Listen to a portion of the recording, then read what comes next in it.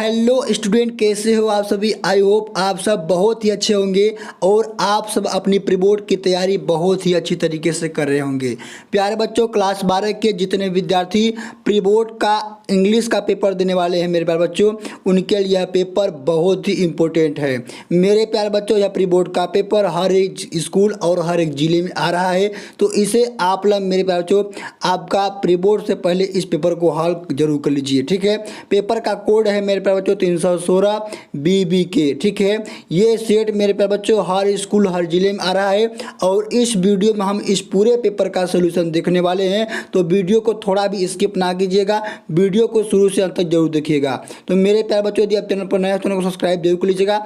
इसी तरीके से हम सभी विषयों के प्री बोर्ड का पेपर सोल्यूशन कराने वाले हैं। ठीक है, आइए हम पेपर को यहाँ पर हल करते हैं। प्यारे बच्चों, यहाँ पर आप सभी का सबसे पहले सेक्शन ए है जिसमें रीडिंग पार्ट है। ठीक है, यहाँ पर सबसे पहले क्या है, आप सभी का कराए कि read the following passage carefully and the question that follow. ठीक है, आप सभी के पास यहाँ पर एक पैसेज दिया गया है जिसके नीचे मेरे प्यारे बच्चों आप सभी के पास यहाँ पर क्या है कि 4 क्वेश्चन दिए गए हैं। ठीक है, चारों क्वेश्चन को आप सभी को इस पैसेज का पढ़कर इसका आंसर देना होगा। ठीक है, तो मेरे प्यारे बच्चों आइए हम इसका आंसर देखते हैं किस तरीके से लिखना है। यहाँ पर सबसे पहला क्वेश्चन है स्टूडेंट की what should we do success in life, यानी हमें जीवन में सफल होने के लिए क्या करना चाहिए।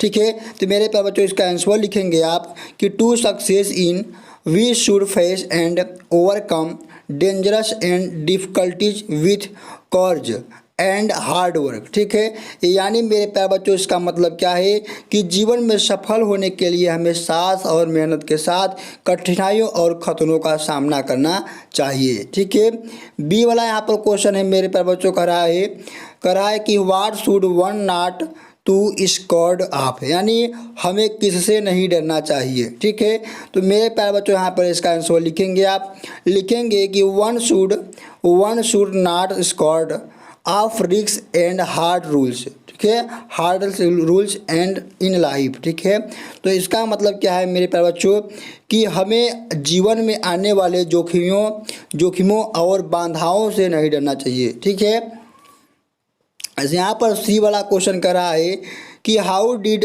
Our scientist make wonderful achievement. ठीक है, यानी हमें वैज्ञानिकों ने अद्भुत उपलब्धियां कैसे हासिल की। तो मेरे प्यारे बच्चों यहाँ पर इसको आंसर लिखेंगे आप लिखेंगे यहाँ पर कि our scientist made wonderful achievement by risking their lives and giving up their comfort. ठीक है, तो मेरे प्यारे बच्चों इसका मतलब क्या है कि हमारे वैज्ञानिकों ने अपने जीवन और सुख सुविधाओं को जोखिम में डालकर अद्भुत उपलब्धियां हासिल की है। ठीक है, तो इस तरीके से मेरे प्यारे बच्चों सारे क्वेश्चन का आप सभी को क्या करना है, आंसर इस तरीके से लिख देना है। मेरे प्यारे बच्चों आप यहाँ पर इसकी शॉर्ट ले सकते हैं, सारे क्वेश्चन आप सभी के लिए बहुत ही इंपॉर्टेंट होने वाले हैं।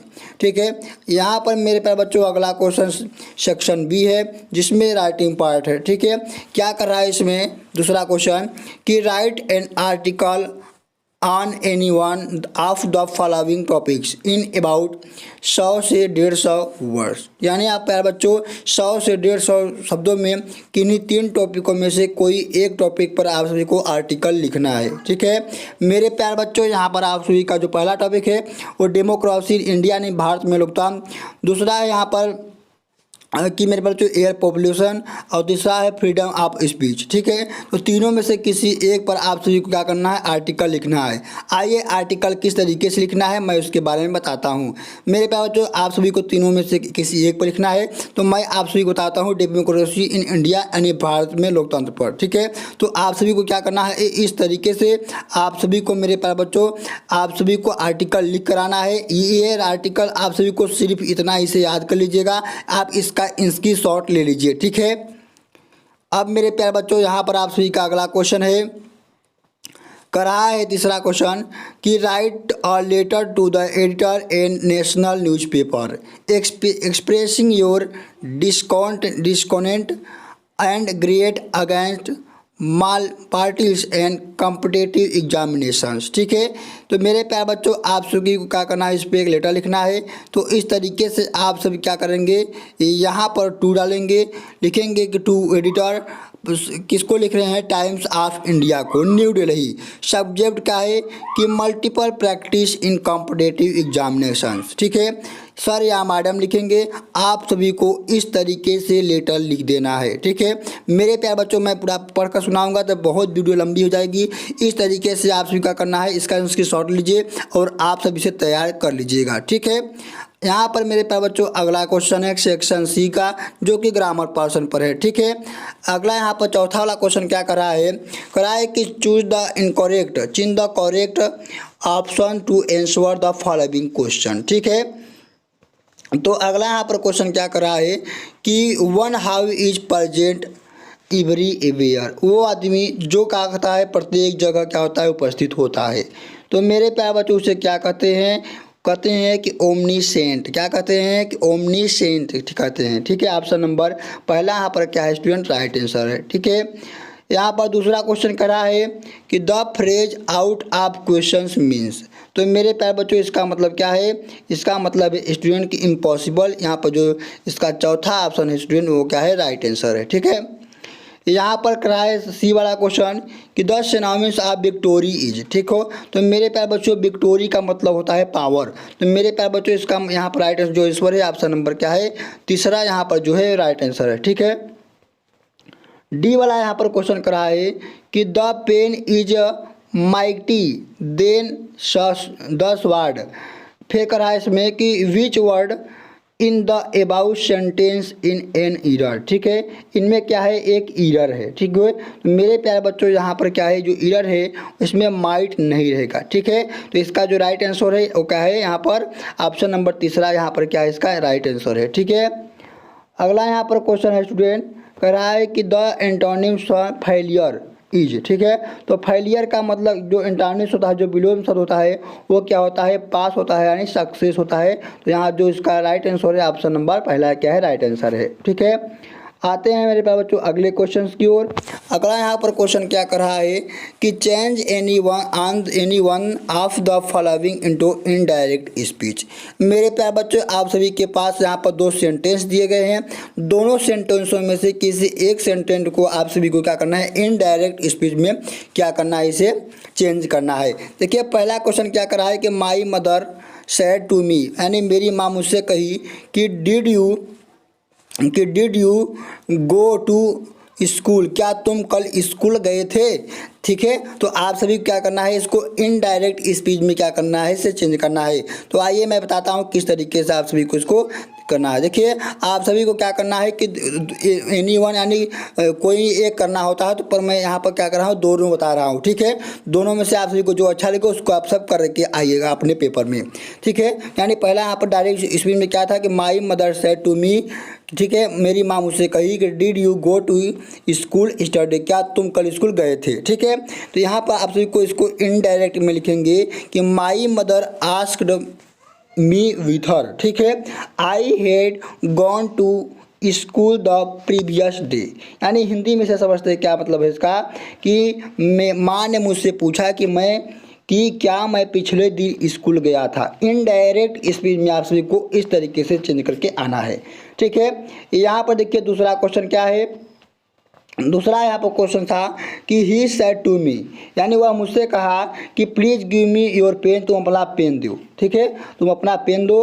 तो आप सभी क्या करना है, इसका आंसर लिखना है। देखिए यहाँ पर डायरेक्ट में क्या था कि he said to me please you give me your pen. ठीक है, तो इसको इनडायरेक्ट स्पीच में लिखेंगे कि he requested to me, he requested me, वह मुझसे रिक्वेस्ट किया, मुझसे विनती की कि गिव मी माई पेन, कि मैं उसे पेन अपनी दे दूं। ठीक है, तो इसको क्या मतलब इसका कराए को उसने मुझसे विनती की कि मैं उसे अपनी पेन दे दूं। ठीक है, इस तरीके से आप सभी को इसको इनडायरेक्ट स्पीच में चेंज करना है। ठीक है, अगला यहाँ पर क्वेश्चन है स्टूडेंट बी वाला करा है कि combine any one of the following us direct. यानी मेरे प्यारे बच्चों, आप सभी के पास यहाँ क्या है कि दो सेंटेंस दिए गए हैं। पहला है कि Ramesh is very busy, Ramesh बहुत बिजी है। दूसरा है कि ही कंटेंट अटेंड द फंक्शन। ठीक है, तो दोनों सेंटेंसों को जोड़कर एक कॉम्प्लेक्स सेंटेंस बनाना है। ठीक है, तो आइए मैं बताता हूँ कि इसे कैसे बनाना है। ठीक है, यहाँ पर देखिए आप सभी के क्या था, कॉम्प्लेक्स सेंटेंस बनाना है।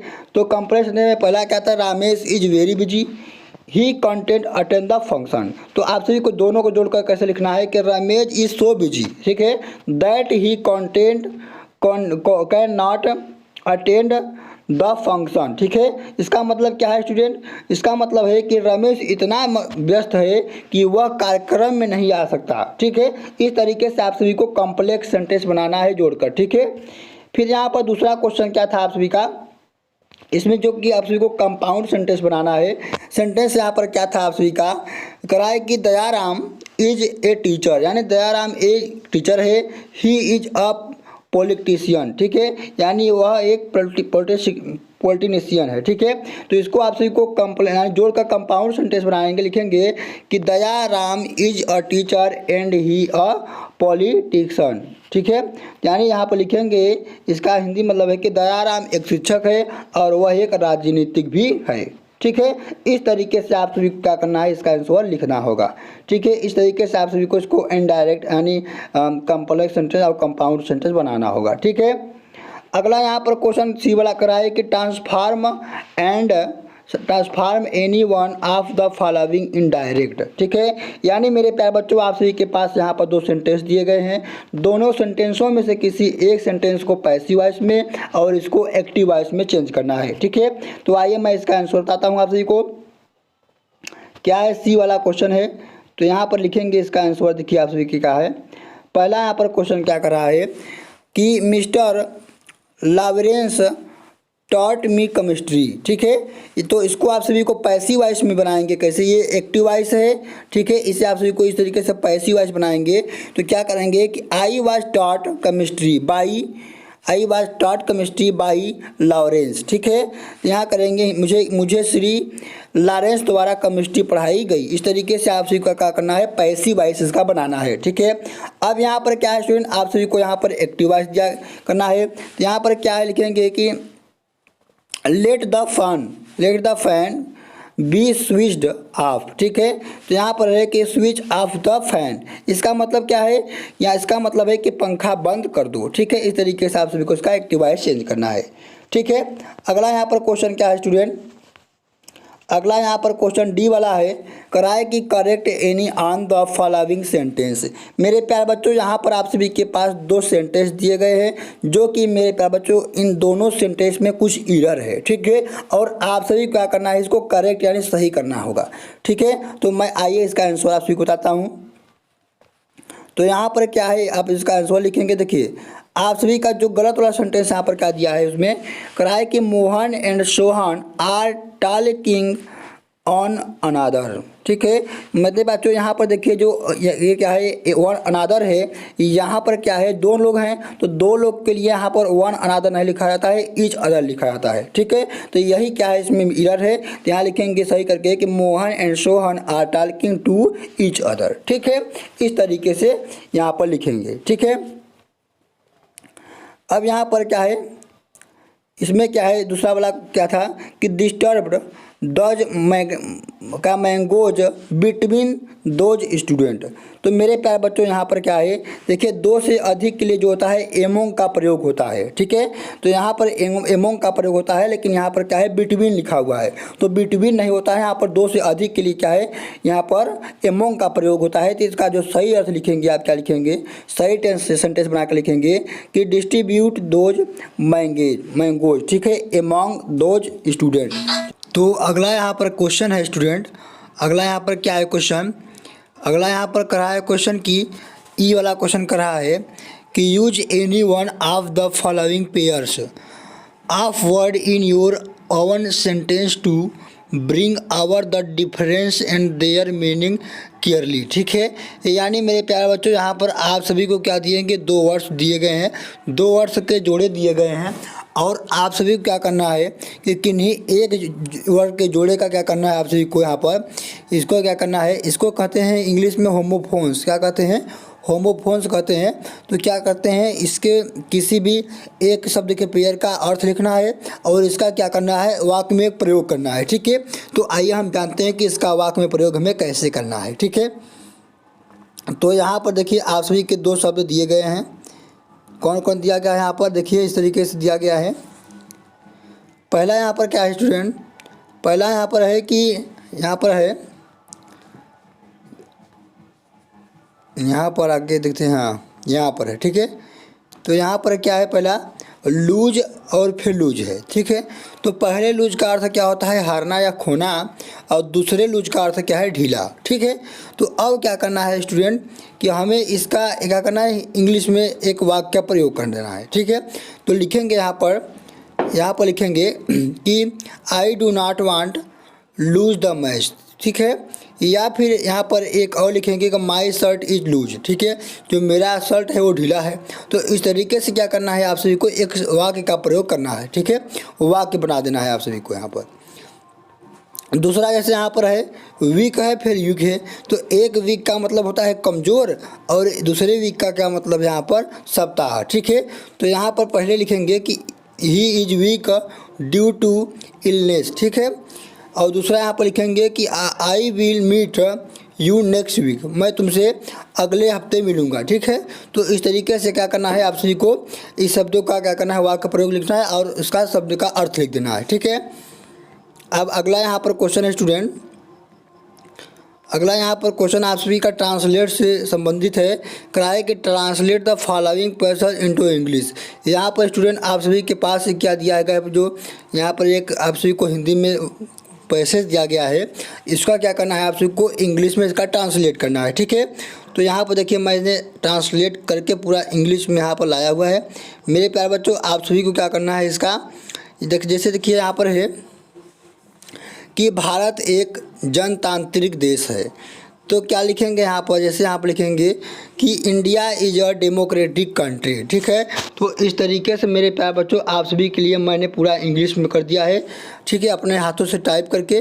तो क्या करना है, आप सभी को इसकी शॉट ले लीजिए। आप लोग इसे अच्छी तरीके से तैयार करके जरूर जाइएगा। सेम यही पेपर आप सभी के प्रिंट बोर्ड में आने वाला है। ठीक है, अब यहाँ पर आप सभी का अगला यहाँ पर क्वेश्चन है। यहाँ पर देखिए क्या क्वेश्चन है, यहाँ पर आप सभी का सेक्शन डी स्टार्ट होता है जो कि लिटरेचर से है। क्या है, लिटरेचर से संबंधित है। और यहाँ पर पहला क्वेश्चन करा है कि answer the following questions in about 30 word यानी 40 वर्ड। ठीक है, यानी यहाँ पर 40 शब्दों में क्या करना है, आप सभी को इस क्वेश्चन का आंसर देना होगा। ठीक है, तो यहाँ पर आप सभी के पास दो क्वेश्चन दिया गया है, एक अथवा दिया गया है। तो दोनों में से क्या करना है, आप सभी को एक का तैयार कर लेना है, जो कि पूरे मेरे पेपर जो 4 नंबर का देने वाला है। और 2 क्वेश्चन यहाँ पर यानी पूरे 8 नंबर आप सभी को लिटरेचर से मिलने वाला है। तो मेरे पेपर जो सारे क्वेश्चन को आप तैयार करके जाइएगा। इन सारे क्वेश्चन को आप सभी को तैयार कर लीजिएगा अपने बुक से। क्या करने के, अपने बुक से और अपने शब्दों में बनाकर लिखना है। ठीक है, इंग्लिश के जो क्वेश्चन आंसर होते हैं वो याद जल्दी नहीं होते हैं, तो आप सभी को अपने से बना कर लिख देना है। ठीक है, अब देखिए यहाँ पर आते हैं अगले क्वेश्चन की ओर। अब देखिए आप सभी का यहाँ पर 8वां क्वेश्चन है, cry answer the any on the following question into about 80 word. ठीक है, तो 80 वर्ड में इन दोनों क्वेश्चनों का आप सभी को आंसर देना होगा। ठीक है, अगला यहाँ पर 9 वाला क्वेश्चन है कि रीड द फॉलोइंग एग्जैक्ट। ठीक है, carefully and answer the question that follow. ठीक है, यहाँ पर आप सभी के पास एक पैसेज दिया गया है और इस पर 3 क्वेश्चन दिया गया है। इन सारे क्वेश्चन को आप सभी को तैयार करके जरूर जाना है। ठीक है, अगला यहाँ पर स्टूडेंट है कि राइट 10वां वाला क्वेश्चन करा है कि right the central idea any one of the following poem. यानी आप सभी के पास 3 पोएम है, ए थिंग ऑफ ब्यूटी है, कीपिंग क्वाइट है और माई मदर 66 है। ठीक है, तो आइए हम आप सभी को सेंट्रल आइडिया किस तरीके से लिखता है आइए बताता हूँ। ठीक है, तो मैं आप सभी को कीपिंग क्वाइट पर क्या करता हूँ, अरे माई मदर 66 पर लिख राशि को बताता हूँ। तो देखिए यहाँ पर द्वारा poem my mother 66 is compose by Indian poet Kamala Das. ठीक है, यानी ये जो पोयर है, ये जो पोएम है कमला दास द्वारा रचित है। देखा है, इन दिस पोएम, इस पोएम में द पोएटेस जो कवित्री हैं, फील फियर माने महसूस कर रही हैं, आप लूजिंग माने एक डर का, हर मदर माने उनकी माँ के लिए ना, बिकॉज हर मदर क्योंकि उनकी माँ इज वेरी ओल्ड और बहुत बूढ़ी हो गई हैं, इट सीम्स माने वह देखती हैं, दैट माने कि सी विल डाई सून कि वह जल्द मर जाएंगी। ठीक है, इस तरीके से आप सब इसकी शॉर्ट ले लीजिए।